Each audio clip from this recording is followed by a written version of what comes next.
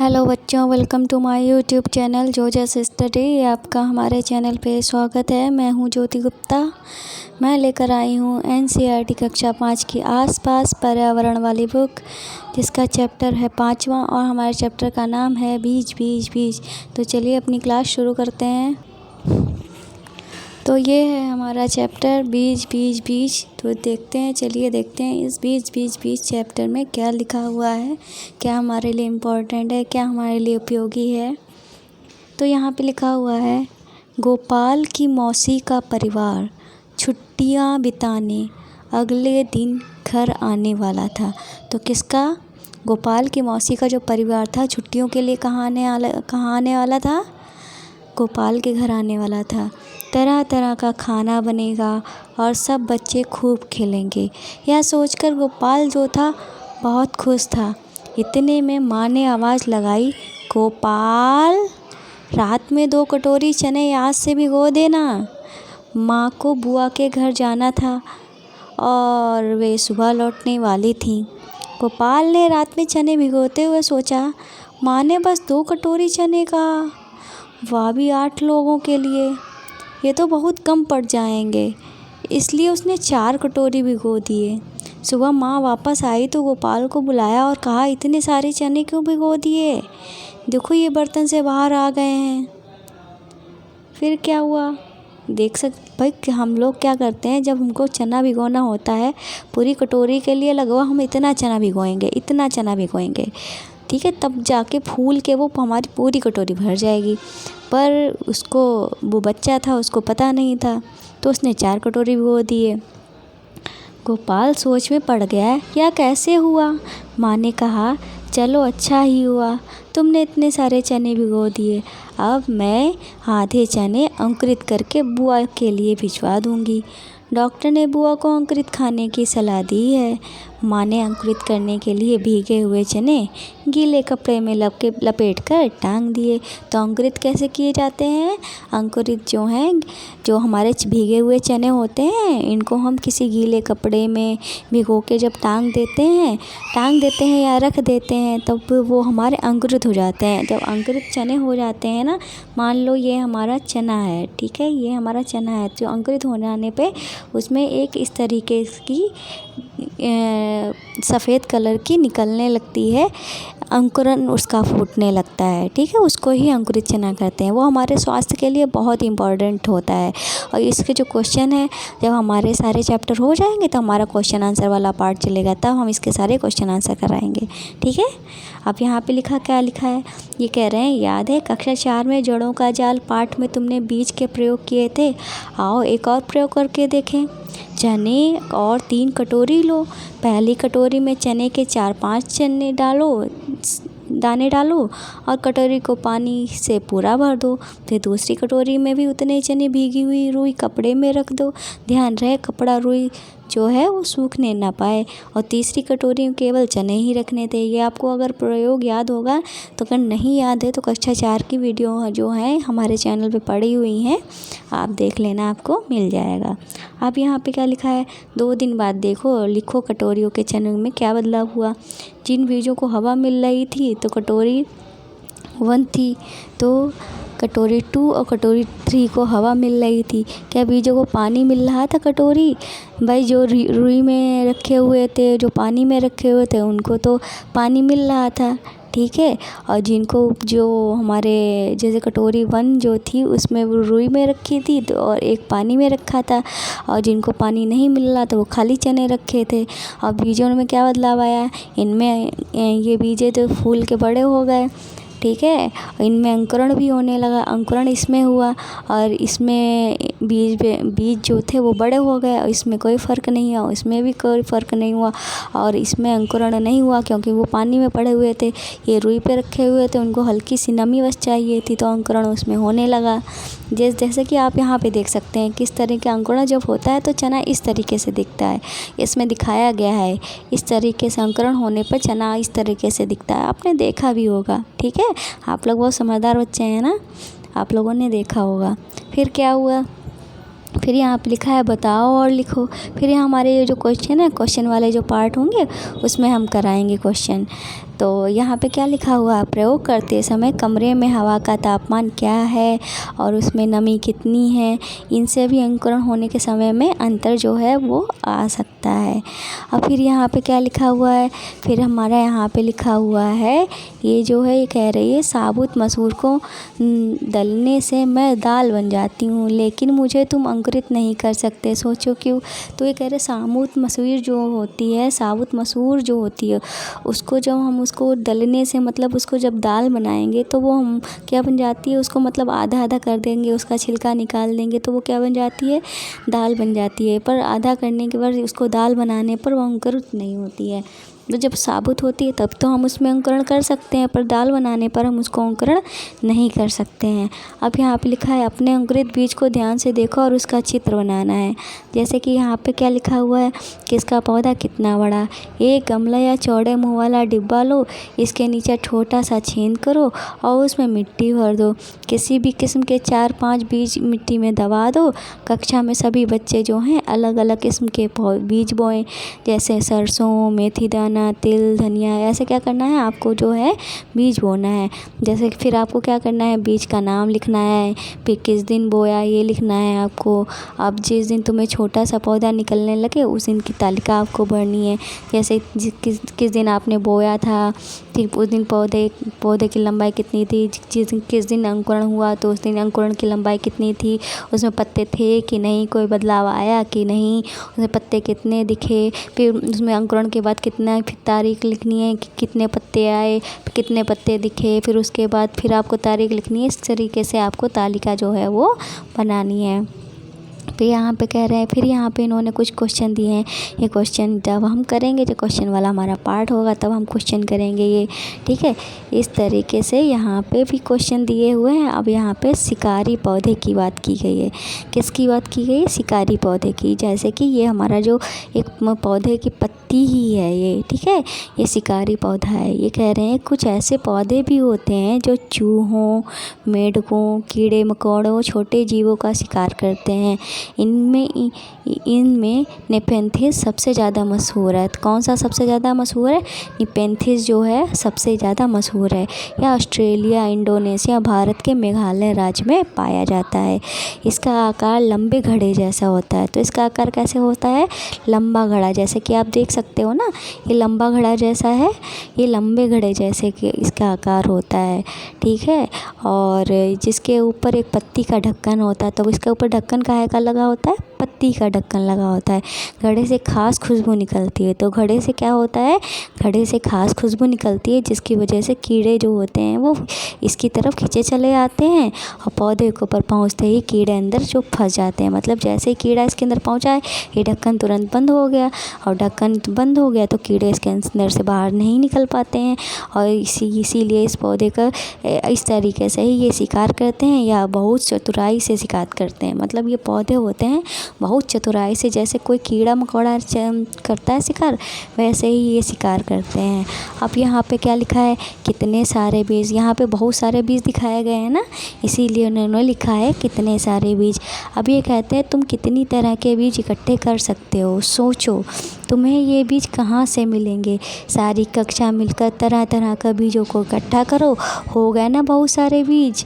मतलब आपको क्या करना है, कोई किसी का बीज लाया, कोई किसी का बीज लाया, इस तरीके से बहुत सारे बीज इकट्ठा हो गए। इन बीजों को ध्यान से देखना है, उनका रंग, आकार, ऊपरी सतह, खुरदरा, मुलायम कैसा है, हर तरीके से आपको इन बीजों को ऑब्जर्व करना है, मतलब देखना है। जैसे राजमा का बीज इन्होंने दिखाया है तालिका में, राजमा के बीज में क्या होता है, उसका रंग भूरा होता है, उसका आकार कैसा होता है, इस तरीके से आकार होता है ना, और ये कैसा होता है, मुलायम होता है, ठीक है, भीगने पे बड़ा हो जाता है, और उसकी सब्ज़ी तो बहुत ही मज़ेदार लगती है। ये यहाँ पे क्वेश्चन है, क्वेश्चन वाले पार्ट में करेंगे। अब यहाँ पे क्या दिया गया है, यहाँ पे लिखा है समूह बनाओ और लिखो। जो बीज मसालों के रूप में इस्तेमाल होते हैं उनके नाम लिखने हैं, जो सब्जी के रूप में इस्तेमाल होते हैं उनके नाम लिखने हैं, जो फलों के लिए इकट्ठा किए जाते हैं उनके नाम लिखने हैं। ये हमारे क्वेश्चन ही हैं, ठीक है, ये हमारे क्वेश्चन वाले पार्ट में हो जाएंगे। अब यहाँ पे लिखा है घुमक्कड़ बीज। अब घुमक्कड़ बीज क्या होते हैं ये भी देख लीजिए। घुमक्कड़ बीज क्या होते हैं? जैसे लिखा है, पौधे अपनी सारी ज़िंदगी एक ही जगह पर खड़े रहते हैं, ये चलते नहीं हैं। इनके बीज बड़े ही घुमक्कड़ होते हैं। पौधों के बीज बहुत दूर तक पहुंच जाते हैं। मतलब कुछ बीज जो होते हैं अपनी सारी ज़िंदगी एक ही जगह पर ही खड़े रहते हैं, ये चलते नहीं हैं। लेकिन इनके बीज जो होते हैं एक जगह से दूसरी जगह पहुँच जाते हैं। उन्हें क्या कहते हैं हम? घुमक्कड़ बीज कहा गया है। जैसे कि हमारे चित्र में ये दिखाया गया है, जैसे कि ये फूल है दिए हैं, जब हवा चलती है ना तो ये फूल खिल, इनकी पत्तियाँ जो उनमें के रेसे रेसे ऐसे होते हैं, उनमें बीज भी होते हैं, वो उड़ कर इधर उधर चले जाते हैं। ठीक है, अब ये हमारे पे यहाँ पे क्वेश्चन दिए गए हैं। अब हमें क्वेश्चन तो अपने क्वेश्चन वाले पार्ट में करना है। अब यहाँ पे एक घटना दी गई है, तो यहाँ पे क्या लिखा है, मैं इसको थोड़ा सा जूम कर दूँ। जूम, हाँ हो गया। तो यहाँ पे लिखा है, यह घटना 1948 की है। एक दिन जॉर्ज मैस्टर अपने कुत्ते के साथ सैर से लौटे। उन्होंने पाया कि उन दोनों पर बीज चिपके हुए हैं। इन बीजों को अपने कपड़ों पर चिपका देखकर वे हैरान हो गए। झट से माइक्रोस्कोप निकाला और बीजों को बारीक से देखने के लिए, मतलब उन्होंने जो बीज थे उनको बारीक से देखने के लिए क्या निकाला उन्होंने? माइक्रोस्कोप निकाला। माइक्रोस्कोप से क्या होता है, वो छोटी छोटी चीज़ें भी हम बड़ी करके देख सकते हैं। बीजों को छोटे छोटे हुक थे, इसमें उन्होंने देखा बीज जो बीज थे उनमें छोटे छोटे हुक थे। इनकी मदद से क्या है, बीज जो थे कपड़े के रस्सियों पर अटक गए थे। यह देखकर मैस्ट्रल जो थे उनको एक आइडिया आया। उन्होंने क्या बना दिया? वेलक्रो बनाया। जो हमारी इस तरह की चप्पल होते हैं भी चिपकाते हैं तो चट चट की आवाज़ आती है, वही हमारा वेलक्रो होता है। वेलक्रो से दोनों सतह जो होती है वो चिपक जाती हैं और खुलने पर चर चर की आवाज़ आती है।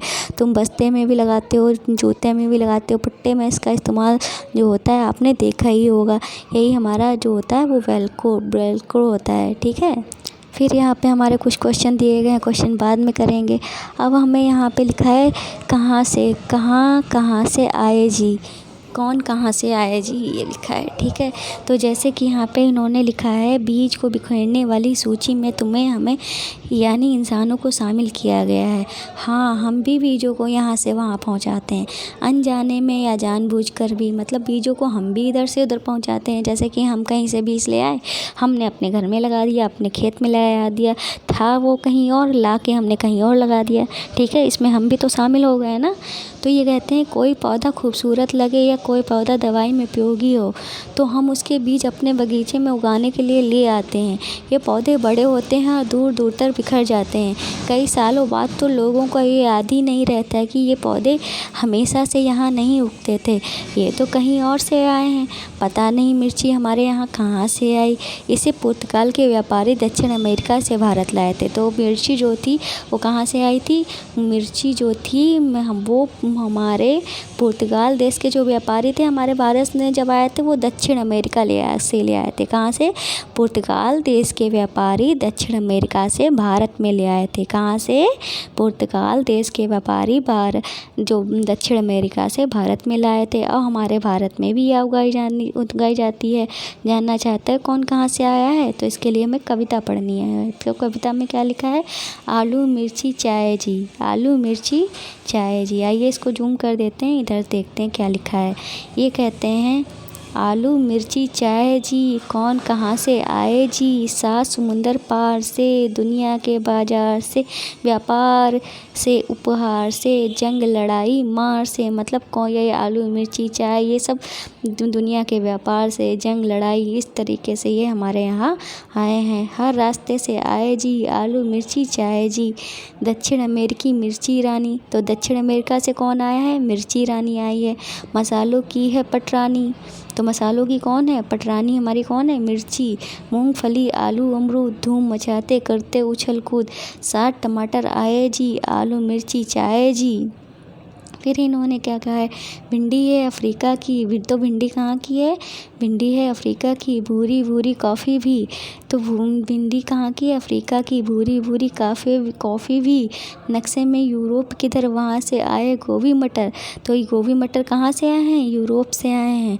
गोभी मटर कहाँ से आए हैं? यूरोप से आए हैं। चाय असम की बाई जी, आलू मिर्ची चाय जी, चली चीन से सोयाबीन, पहुँची अमेरिका बजाती बीन, धूमधाम लौटी अपने देश, उसमें है गुड़ कर कई विशेष। तो सोयाबीन कहाँ से आई है? सोयाबीन चीन से होकर अमेरिका चीन से चली अमेरिका से होकर हमारे देश में आई है। रोम बजाकर आए जी, आलू मिर्ची चाय जी, बैंगन मूली सेम करेला, आम संतरा बेर और केला, पालक परवल टिंडी मेथी, हाय भाई बहन ये सब देसी।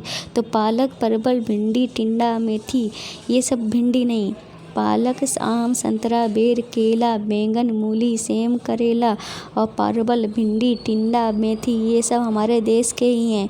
तो बैंगन मूली सेम करेला आम संतरा बेर केला पालक परवल टिंडा मेथी भाई बहन ये सब देसी, मतलब ये हमारे देश के ही हैं। भारत की पैदाइश जी, कौन कहाँ से आए जी, आलू मिर्ची चाय जी। तो किसने लिखी है, ये लिखी है राजेश उत्साही जी ने सन 2002 में ये कविता लिखी थी। अब यहाँ पे क्या लिखा है, क्यों ना जान गए ना कौन। तुम भी सोच सकते हो कि हमारे देश में ये नहीं आए थे होते तो हमारी ज़िंदगी कैसी होती है। नक्शा में इन सब देशों को हमें ढूंढना है। अब हमें यहाँ पे कह रहे हैं, अब हम क्या समझे, क्या चित्र रीना ने बताया है अपनी अंकुरित बीज का। तुम्हें क्या लगता है इस बीज को अंकुरित होने के लिए किन किन चीज़ों की ज़रूरत हुई होगी, अपने शब्दों में लिखो। अगर उनकी ज़रूरत चीज़ों में से कोई चीज़ ना मिले तो रीना को बीज कैसा दिखेगा, चित्र बनाकर दिखाओ और किस किस तरह के बीज बिखरते हैं उनके बारे में शब्दों में लिखना है। तो भाई अंकुरित होने के लिए हमें नमी चाहिए होती है, ठीक है। किसी भी बीज को अंकुरित होने के लिए नमी और मौसम का एटमॉस्फेयर चाहिए होता है, पर्यावरण चाहिए होता है। इस तरीके से हमारा पूरा चैप्टर जो है वो ख़त्म हुआ। उम्मीद है आपको हमारा चैप्टर जो है वो पसंद आया होगा तो लाइक करिएगा, ठीक है। और आज का क्वेश्चन ये है कि भिंडी कौन से देश से आई है, आपको कमेंट करके बताना है। जो भिंडी है वो भिंडी कहाँ से आई है, ठीक है। तो आपको इसी में आंसर मिल जाएगा। अगर ध्यान से पढ़ा होगा तो आपको याद होगा, नहीं पढ़ा है तो फिर से पढ़ लेना, आपको पता चल जाएगा भिंडी कौन से देश से आई है। ये आपको कमेंट बॉक्स में कमेंट करना है, ठीक है। अब क्या करना है आपको, अब आपको हमारी गुरु दक्षिणा देनी है। तो गुरु दक्षिणा में आपको क्या करना है, हमारे चैनल को सब्सक्राइब करना है। क्या करना है, हमारे चैनल को सब्सक्राइब करना है और शेयर करना है। ये हमारी गुरु दक्षिणा होगी, ठीक है। जिन बच्चों ने हमारे चैनल को सब्सक्राइब किया है, शेयर किया है, कमेंट करते हैं, लाइक करते हैं, उनको थैंक यू। और अगर आपने जड़ नहीं किया है तो झट से कर लो। हमारे चैनल को शेयर करते रहना जिससे मुझे मेरी गुरु दक्षिणा जो है मिलती रहे। और इन सब शेयर करने में सब्सक्राइब करने में किसी तरह का कोई पैसा नहीं लगता है। आपकी जो मैथ की क्लास, हिंदी की क्लास और आसपास की क्लास, हर क्लास मतलब फर्स्ट से लेकर 12th की क्लासेस जो हैं हमारे चैनल पे चल रही हैं। अगर आप देखना चाहते हो तो आप किसी को शेयर कर सकते हो, आप खुद देख सकते हो, अपने परिवार वाले रिलेटिव सबको शेयर कर सकते हो। तो आज की वीडियो में बस इतना ही है, मिलते हैं नेक्स्ट वीडियो में नेक्स्ट चैप्टर के साथ। तब तक के लिए बाय बाय। और भाई हमारे चैनल को शेयर करना, सब्सक्राइब करना बिल्कुल नहीं भूलना, ठीक है।